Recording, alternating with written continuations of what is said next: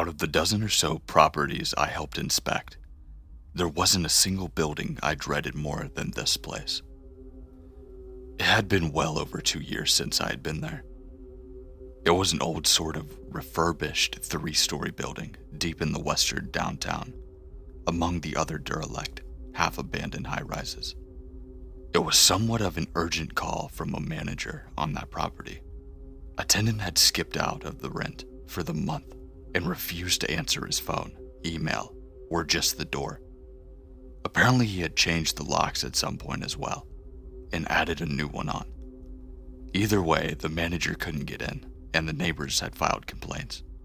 Smell complaints, noise complaints. Even the tenants above and below him, on the first and third floor, had something to say. Like always, the manager didn't want to get the police involved yet. So me and another inspector got involved, and then we got called in to deal with it and see if the police were necessary. I've worked with this guy before. George was his name. I could already make out his distinguishable blue Camry, parked beside the towering building. This building was old, one of our oldest. Light tan brickwork covered most of the building, coated in decades of dark water stains emanating from each window or gutter.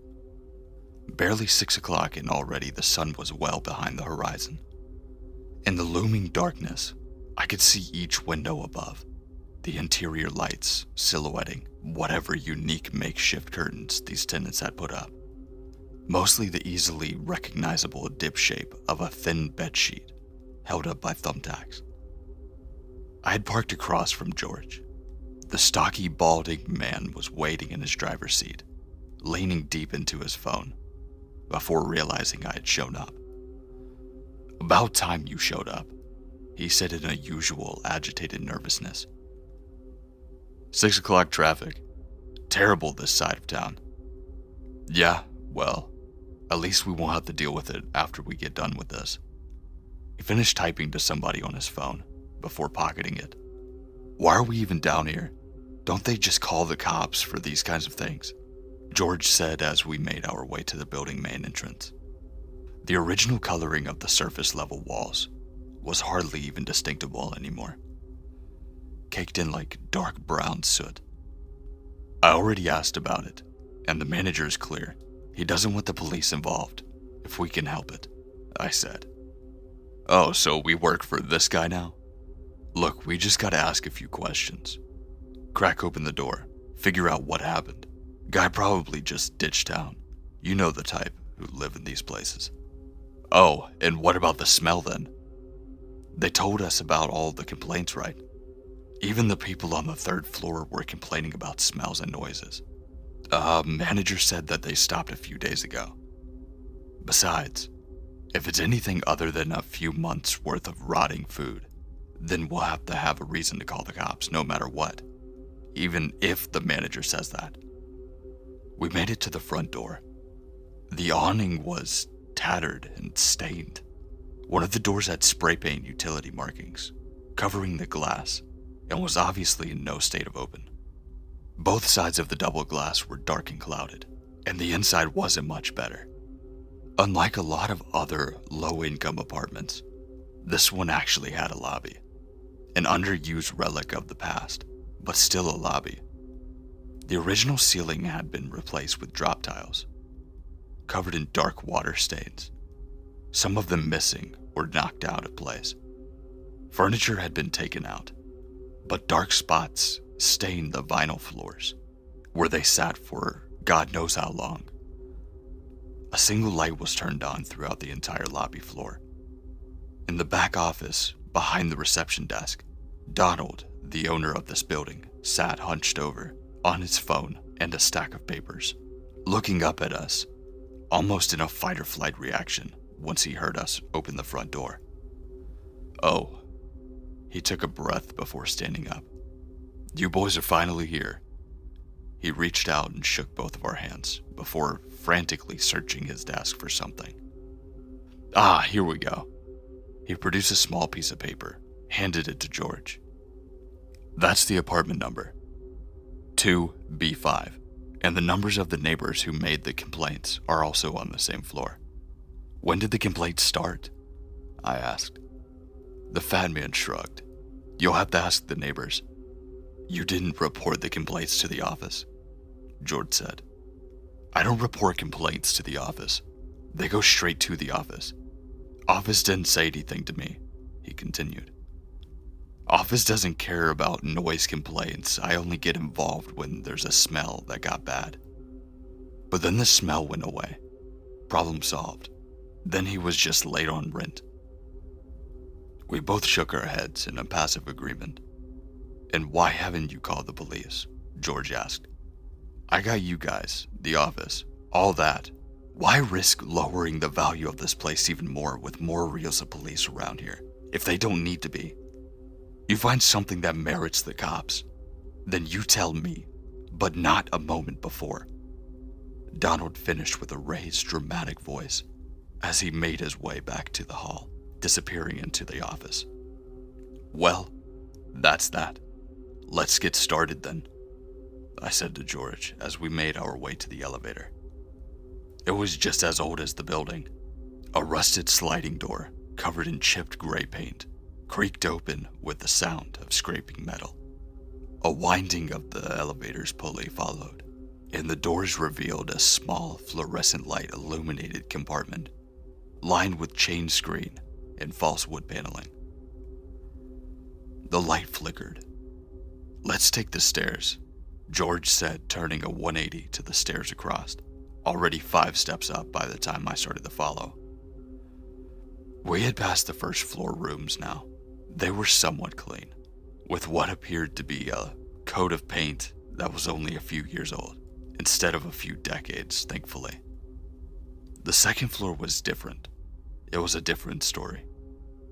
As we took the final steps turning onto the second hall floor, a wave passed over us, a wave of thick air, heavy with dust and the smell of mildew and rotting.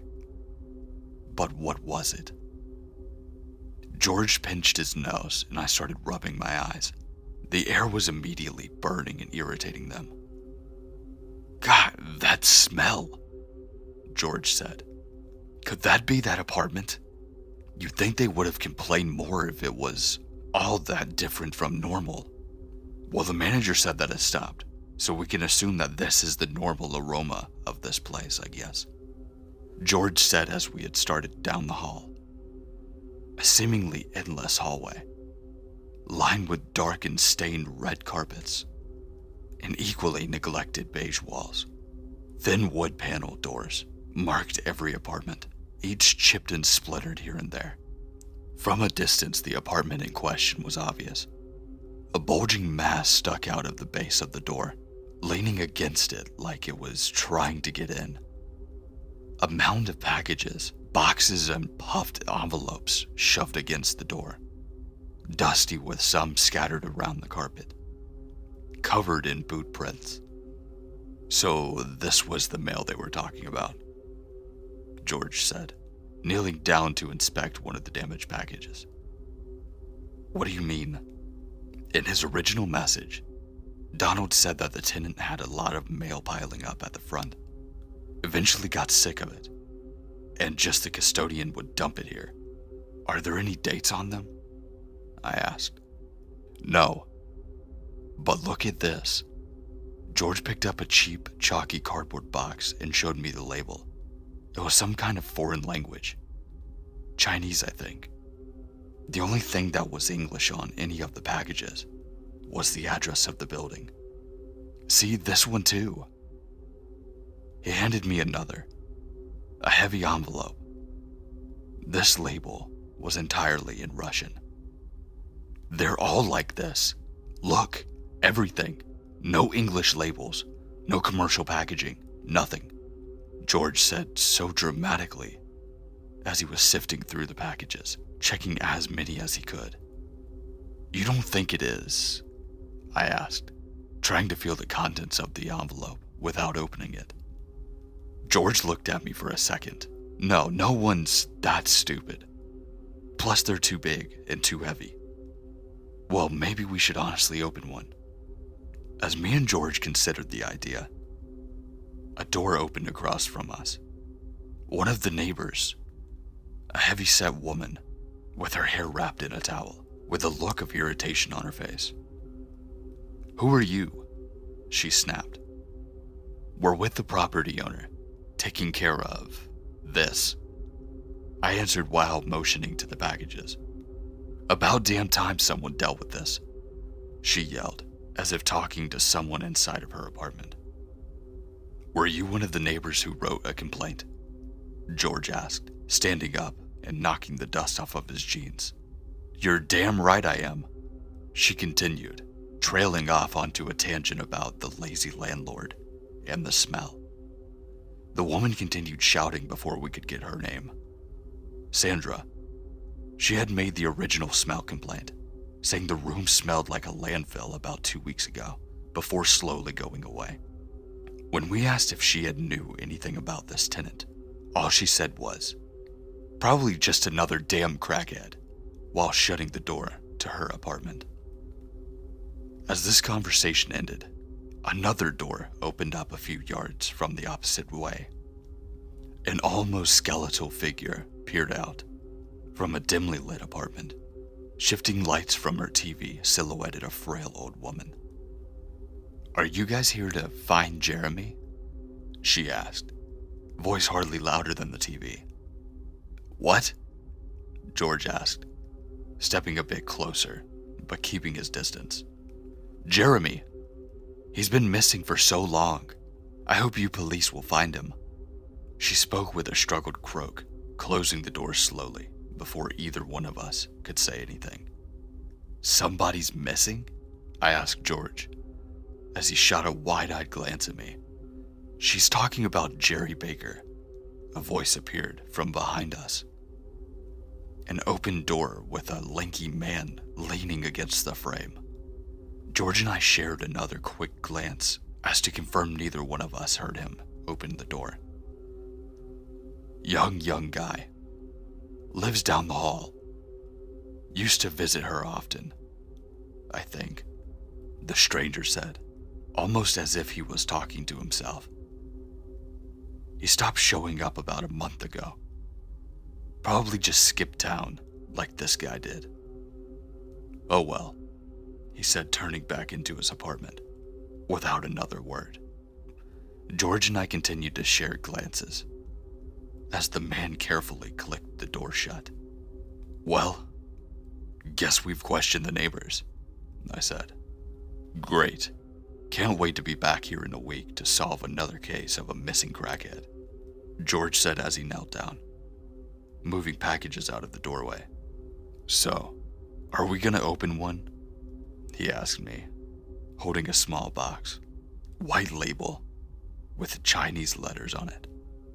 I said nothing, simply motioning for him to go for it. George cut the tape with a small pocket knife, carefully, pulling the contents out as to not damage anything. A long skin-colored object sat in a cloudy bag. George squished it a bit before tearing the plastic open, holding out the thing inside. "A foot?" he said, perplexed. "Part of one, I think." George held it closer to me. It obviously wasn't a real foot. It was hard and squishy and at the same time with a bit of shininess. Silicone plastics. Some kind of prosthetic or something. George quickly picked up another package and tore it open. Same thing. A set of 3 fake fingers this time. "There's no way every single one of these packages are fake body parts," George said. "Let's just get these packages out of the way and get inside, so we can get this thing over with," I said, stopping George from reaching another package. "Right. Help me move this." The two of us scooting everything away and kicking boxes away from the door until it was clear enough. "Try the key," I said, and George took the apartment key from his pocket and tried the lock. The lock released. The door opened. A chain stopped it for a few inches, "The chain's still locked," I said, slowly pressing my shoulder into the door, pulling out a flathead to reach it on the other side and slide the chain off the latch. Immediately, a wave of air hit us. Air that was different from the musty hallway. A familiar scent of an old dumpster. The light aroma of rotting meat. It stunk, but it was fresh air compared to the rest of this place. George and I placed these light-breathing respirators on, the kind that you pick up from the store, before opening this door completely. Inside was confined with oppressive darkness, save for a timid glow of the single street lamp emanating from outside of the apartment's one and only window. An open window, a broken open window. A gust of cool air passed through the curtains and fluttered a bit, a sudden brillo of freezing air forcing itself in. Small shards of broken glass littered the floor, reflecting the light of the street lamp, glittering as we moved in. Darkness covered and silhouetted everything. Nothing was identifiable in here. Every inch of the table or counter space, every crevice and corner, everything was filled with some ambiguous mass. I slid my boot across the floor, moving anything out of my way, while trying to find a light switch. I found it, but nothing happened. George closed the door as I toyed with the switch, but as the door closed and the light of the hallway disappeared, I realized I couldn't see any other lights in the room whatsoever. Not even the small LEDs on the TV, or the coffee maker. It was completely black, overlain with a weak orange hue of the dying alley lamp just outside of the window. "Nothing." "Nothing?" George asked me. "Seems like the power's out," I said, starting to search my pockets for a small flashlight. "Well, the manager can't do that. He didn't shut it off." "No, but somebody did." I turned the small weak flashlight on. George pulled his out as well. "We should just get the hell out of here, man, and call the cops already," George said, mostly to himself. The flashlight seemed to only illuminate the dust and debris that filled the air around. A thick, dusty fog filling the whole room, blocking out light and blurring my vision. As we started to scan the surroundings, a picture of the room started to form. There were things everywhere. Every inch of counter and table space was filled with wrappers, tools, notes, and pictures. The floor was littered with packagings, large black garbage bags shoved into each and every corner, packing wrappers spilling out of all of them. Stains covered everything, dark stains.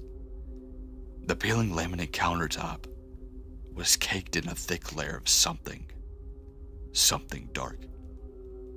Hey, get in here quick," George said from across the room. I switched my gaze over to him. He was staring into another room, maybe the bedroom, flashlight fixed on something. "What is it?" George didn't answer. He simply stepped aside, trying not to gag. It was a body that hardly smelled or looked like a body anymore. "I'm telling the manager to call the damn cops," George yelled, ducking back into the kitchen, leaving me to stare at this corpse alone. The dim light and dusty air didn't allow me to get close enough to look at it, but I could even tell that from this distance, that this body wasn't decayed. It was eaten. Its face was gone. Only bones were left on the arms, and both legs were gone. It seemed like it had also been disemboweled, but it looked emptied, hollowed out. George made his way back as I started to scan the rest of this room. There were multiple dining tables against the wall, set up like operating tables. Holes cut in the edges where there were restraints hung. A large strap in the upper center, where I assumed the neck would be. "What the hell was this nut job doing in here? And is that him?" said George, staring at the same table as I was, trying not to glimpse at the corpse again. "The body parts, the prosthetics," I said. "You don't think?" I looked at George. George was looking at something else, staring at something else. "Look at this one," he said, at the other end of the room. Tipped over, splintered. Restraint snapped off. A large stain covered everything. The unmistakable deep red that grew darker towards the center. George moved without saying a word, jogging out of that room quickly, like he was on to something. "Hey, did you talk to the manager?" I shouted to him as he left the room. Yeah, he said call the police," George said, moving up to the broken window, shards cracking beneath his shoes. "Holy shit, look at that," he said while looking outside of the window, down toward the street below. "And this, see here?" He pointed towards the blood remaining on the glass in the window. I looked outside the window to see a distinguishable stain across the pavement, dark and dried. But there wasn't a body. George and I moved back into the other room, past the body, inspecting for certain proof of identity. That was both on our minds. "Here, look, see? I knew it. How the hell did I know it?"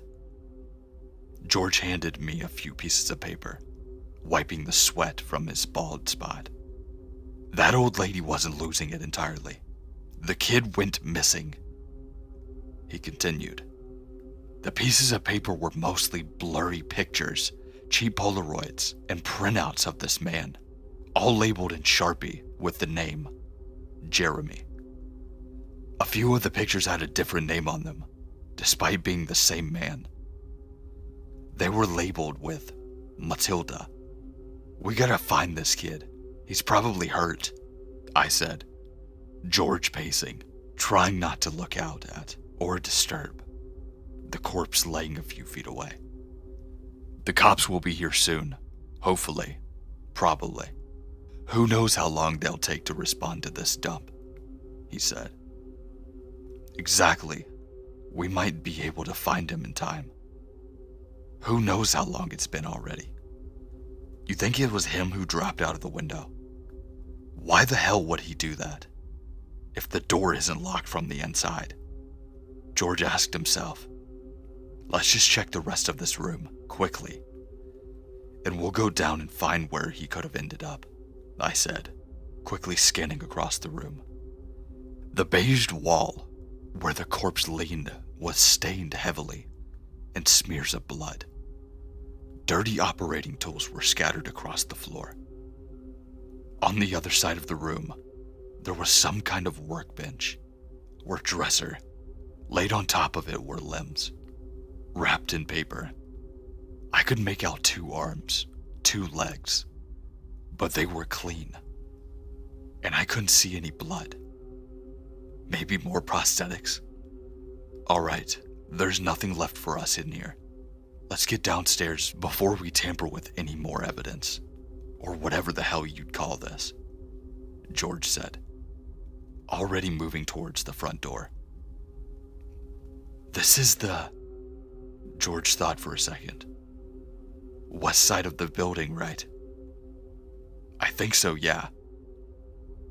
"Then the window he fell out of would be on the alley side of this building then," George said as he made his way out of the second floor hallway, down the stairs and into the lobby. I'm not sure how long we were upstairs, but night had fallen now. The lobby was dark, empty. Wind and the sound of distant traffic filled the empty voids as we stepped outside. A few street lamps piercing the oppressive darkness in empty roads. The alley was a long and narrow stretch, set between the apartments and some kind of abandoned office building or warehouse. Both buildings towered 3 stories high. A single flickering street lamp between the two. On the dark stained concrete, we could barely make it out until we were right over it. Dried and red. Dark red. A splatter of blood that could have easily been mistaken for an oil slick. Christ, that's bad. How the hell did he get up from that? George mumbled. And where did he end up at? I said, trailing off, trying to find the other bloodstains or markings if there were. Look at this, George said, kneeling beside a concrete curb on the abandoned building. A large bloodstain spread on the concrete, like someone dragged a body across it. It became harder to see as it trailed closer to the old steel door, cracked open. We shared a glance as I shined my light over the door, the knob broken and dangling from a single screw.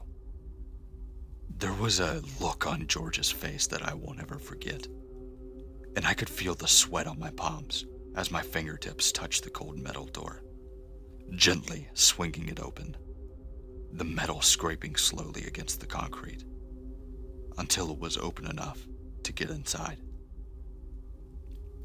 We were met with the stretching dark hallways, debris and old furniture lining the walls. My flashlight barely reaching a few feet in front of me. We could still see the marks of blood along the floor and some of the old desks that blocked the hallways, and we could hear something too, besides the wind outside and the crunching debris beneath our boots. Complete silence now. Not the sound of traffic, nor the hum of fluorescent lights. The overwhelming silence made noises all more obvious, no matter how quiet the noise was. Did you hear that? I asked, turning towards one of the side rooms that was completely empty. The dust was thicker in that empty room. I swore something emanated from there. A sound. A clacking sound. Hear what? Like something fell, maybe? I turned away, finding the trail again. Just the building, I guess. Maybe there's raccoons or something in here, George mumbled, with an unsettled voice. Another sound, loud enough that we would both hear it, both see the dust kick up at the very end of the hall, clacking like something was dragging or tossing a bag of plastic toys. Both of us shined our lights down the hall, froze, kept moving, slowly inching out towards the origin of the noise, the dust cloud that slowly drifted away, joining with the rest of the musty, thick air. The blood trail led directly to the noise and into a side room at the end of the hallway. We were about 15 feet away from the door when we heard it again. The clacking, the clamoring of something. The door was off to the side of the hallway, cracked open slightly. The opening facing the end of the room, where something laid in the darkest corner against the wall. Our lights barely penetrated the darkness, but we could see something there. A large, unmoving thing bundled against the wall. The weighted metallic door slid open slowly with the push of my foot, my flashlight and gaze not moving from this ambiguous pile. We inched closer. The light began to hit it. Color formed, dirty porcelain white and bright glossy red of fresh blood. Leaning there against the wall, bunched in on itself. I didn't know what it was at first, but I knew it was humanoid. The light revealed a circular, pure, white visage that slouched over what I assumed as a body. It was a body. It was a human torso and a human leg in that pile. The torso was not attached to the leg. It was holding it, holding it with porcelain silicone arms, plastic legs stitched onto the hips of the bleeding man's torso, arms bracketed to the shoulders, bolted onto the chest. The leg it held was not plastic. It was not glossy silicone. It was a person's leg, and it was covered in bite marks. Its face was there too. The white visage mask was attached to and covering something, but not where the mouth might be. There it was, dark red, almost black, and dripping. Above the gaping mouth, printed on the dirty white mask, was writing a single word printed near the forehead. It was too dirty, too small to make out, but it started with an M. It did not move. I stepped away from the thing, the shock hitting me, overpowering whatever morbid curiosity I had, becoming overwhelmed, and George was gone, out. He'd left at some point, and I didn't blame him. I tried to look at that dead thing. I tried to look at it closer. Some sick freak. His idea was to joke and play with a dead man's corpse, to make him pose. Did the tenant do this? Or was this done to the tenant? Whose body was in that apartment then? Heavy footsteps behind me snapped me back, and I could see familiar flashing red and blue lights outside, reflecting off of the metal door into the dark hallway. George led the pair of officers into the warehouse as I stood, waiting outside of the door, radio chatter echoing through the hall. The thing was gone. The room was empty, completely empty. A blotched red stain against the wall and the floor remained, but that thing was gone. Who moved it? I heard the sirens. Wanted to make sure they saw this, George said, his voice trailing off to a halt as he looked into the room, saw its lacking of bodies. The police saw the blood, the markings, and soon after, they checked the apartment. They questioned us and let us leave. We answered truthfully and never came within 10 miles of that apartment building again. Months passed, and the thing finally slipped away from my mind, until a short newscast reminding me that the man, Jeremy Baker, was confirmed dead, but still missing. Some of his body parts were found in that apartment, but never his body. Never his head. If you made it to the end of this video, thanks for watching, and I really hope you enjoyed it. If you did like it and you would like to see more of these types of stories, make sure to comment down in the comment section to let me know. I make sure to check all the comments. Make sure to like, comment, and if you're new to this channel and this is your first video, make sure to subscribe. We're only growing. Make sure to also check out the links in the description as well. My Twitter, Instagram, and my Gmail if you want to send me a story. I would greatly appreciate that. Make sure to turn on those post notifications too. It definitely helps. But with that being said, stay safe, stay scary, and I'll see you in the next one. Really guys, this was actually really messed up, wow. But yeah, okay, bye.